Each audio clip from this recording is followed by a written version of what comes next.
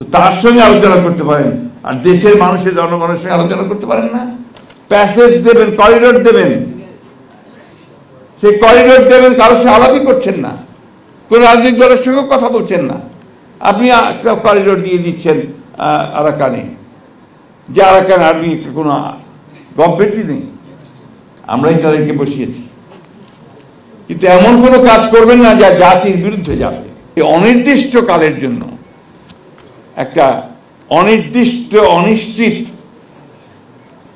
একটা অন্তর্বর্তী সরকার, আমাদের অন্তর্বর্তীকালীন সরকারকে আপনারা তো অনেক পরিবর্তন আনছেন। অনেকে এটাও বলছেন যে ফুট স্টেপ রেখে যাবেন। অর্থনীতির কি পরিবর্তন হয়েছে? ইনফ্লেশন তো কমেনি, ব্যাংকের অবস্থা তো ভালো হয়নি, এখন তো একই রকম ব্যাংকের অবস্থা থেকে গেছে। আপনার মধ্যে কোনো পাবলিক হসপিটালে গিয়েছেন কিনা আমি জানি না, যদি যান দেখবেন যে কি ভয়াবহ পরিস্থিতি। এই অনির্দিষ্টকালের জন্য একটা অনির্দিষ্ট অনিশ্চিত একটা অন্তর্বর্তী সরকার, এটা কি এই দেশের মানুষের জন্য কোনো উপকারে আসবে? আসতে পারে না। আমাদের কথাগুলোকে অনেক ভুল ভেবে ভুল বিচার করার চেষ্টা চালানো হচ্ছে। তা আমরা এটা জানি কেন করা হচ্ছে, কারণ গত পরশুই সেটা প্রমাণিত হয়েছে যে দেশনেত্রী বেগম খালেদা জিয়া এই দেশের সবচেয়ে জনপ্রিয় রাজনৈতিক নেতা আমাদের অন্তর্বর্তীকালীন সরকারকে। আপনারা তো অনেক পরিবর্তন আনছেন। অনেকে এটাও বলছেন যে ফুট স্টেপ রেখে যাবেন।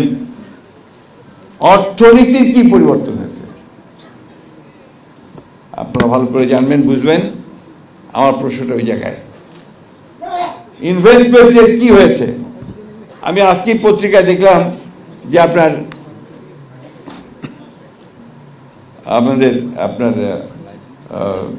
যে ফ্যাক্টরিগুলো, আমাদের যে আপনার গার্মেন্টসের যে ফ্যাক্টরিগুলো, অনেকগুলো বন্ধ হয়ে যাচ্ছে।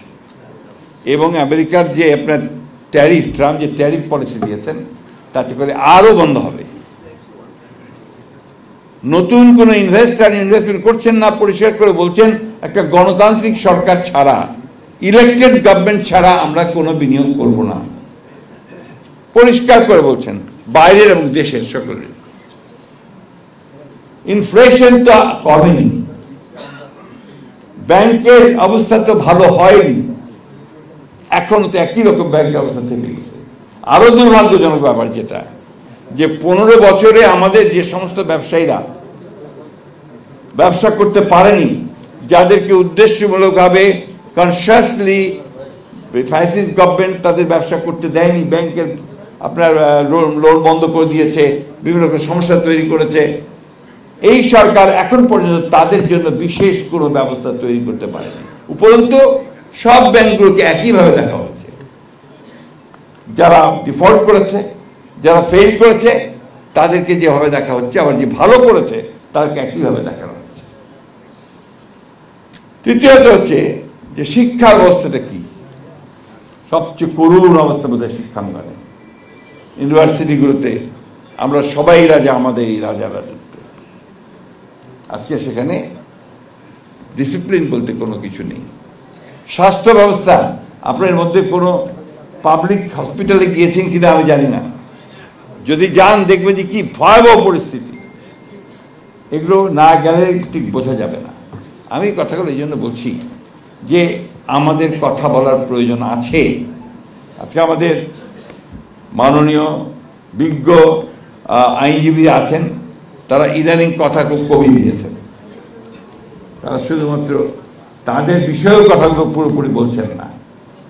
কথা বলা দরকার, এখন আরো বেশি করে বলা দরকার, কারণ আপনাকে এখন একটা নতুন বাংলাদেশ তৈরি করতে হবে।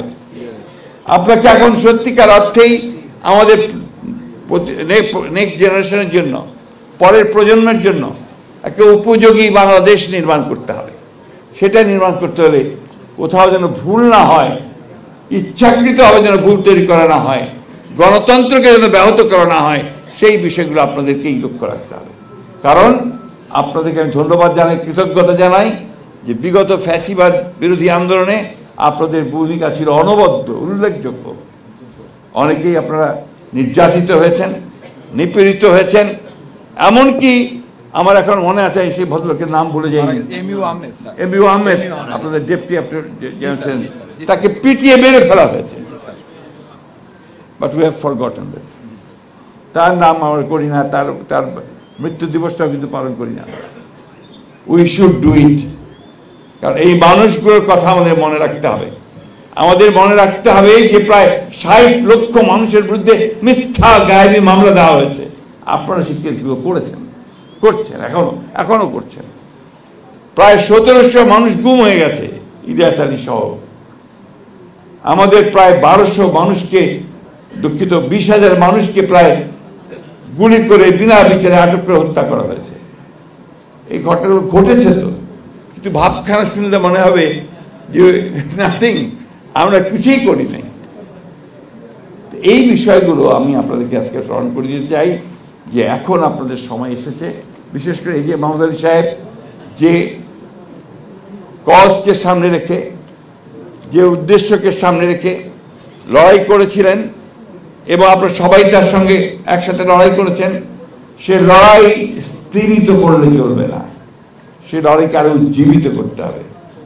এবং আমাদের দেশনেত্রী বেগম খালেদা জিয়া, তিনি গত পরশু যখন ফিরে এসেছেন এবং তার স্বাস্থ্যের মধ্যে, তার চেহারার মধ্যে নতুন করে আমরা আলো দেখতে পেয়েছি এবং গোটা জাতি আজকে নতুন করে আলো দেখতে পেয়েছে। এই সময়টাকে হাত কাজে নিয়ে আমাদেরকে সামনের দিকে এগোতে হবে। আমি অন্তর্বর্তীকালীন সরকারের সাফল্য চাই, বারবার বলছি, আমরাই তাদেরকে বসিয়েছি, কিন্তু এমন কোনো কাজ করবেন না যা জাতির বিরুদ্ধে যাবে, বাংলাদেশের মানুষের বিরুদ্ধে যাবে। এমন কোনো কাজ করবেন না যেটা বাংলাদেশের মানুষের জন্য উপযোগী হবে না। আজকে এমন কাজ করছেন যে বাংলাদেশের মানুষ কিছুই জানে না। প্যাসেজ দেবেন, করিডোর দেবেন, সেই করিডোর দেবেন, কারোর সাথে আলাপই করছেন না, কোন রাজনৈতিক দলের সঙ্গে কথা বলছেন না। আপনি একটা করিডোর দিয়ে দিচ্ছেন আরাকানে, যে আরাকান আর্মি কোনো গভর্নমেন্টই নেই, কোনো এন্টিটি নেই। যদি দেওয়ার প্রয়োজন হয় 100 বার দেব, মানবতাকে যে সাহায্য করতে হয় সাহায্য করব, কিন্তু আপনি তো দেশের জনগণকে নিয়ে সেটা করবেন, রাজনৈতিক দলগুলোর সঙ্গে আলোচনা করে করবেন। কোনো আলোচনা করা হয়নি। এবং এখন দেখা যাচ্ছে তাদের যে দায়িত্বপ্রাপ্ত যিনি আছেন তিনি অনেক কথা বলছেন। তার মধ্যে একটা কথা গতকাল বলেছেন যে সে যেই থাক ইসের পাশে, বর্ডারের পাশে, তার সঙ্গে আমাদের আলোচনা করতে হবে। তো তার সঙ্গে আলোচনা করতে পারেন, আর দেশের মানুষের, জনগণের সঙ্গে আলোচনা করতে পারেন না? আলোচনাটা করেন। আমরা তো দেশের স্বার্থে, স্বাধীনতার স্বার্থে, গণতন্ত্রের স্বার্থে, সার্বভৌমত্ব রক্ষার স্বার্থে আমরা কখনোই তো বাধা নয়, বরঞ্চ আমরা সামনে এসে দাঁড়াবো। প্রাণ তো আমরাই দেই, লড়াইটা আমরাই করি। তো সেই জায়গায় অনুরোধ করব, দয়া করে বাংলাদেশের মানুষকে আন্ডারস্টিমেট করবেন না। এখানে কিছু কিছু পণ্ডিত, আপনার একাডেমিশিয়ানস সবাইকে বসে যদি মনে করেন যে ইম্পোজ করে দিতে পারবেন কোনো কিছু যেটা এই দেশের মানুষের পক্ষে যাবে না, সেটা কোনোদিনই করতে পারবেন না। আমি আপনাদেরকে ধন্যবাদ জানাতে চাই। অতীতে আপনারা লড়াই করেছেন দেশের জন্য, মানুষের জন্য, গণতন্ত্রের জন্য। আপনারা লড়াই করেছেন সত্যের জন্য, সত্য প্রতিষ্ঠার জন্য। আপনারা লড়াই করেছেন আপনাদের বিচারালয়ের, বিচার বিভাগের স্বাধীনতার জন্য।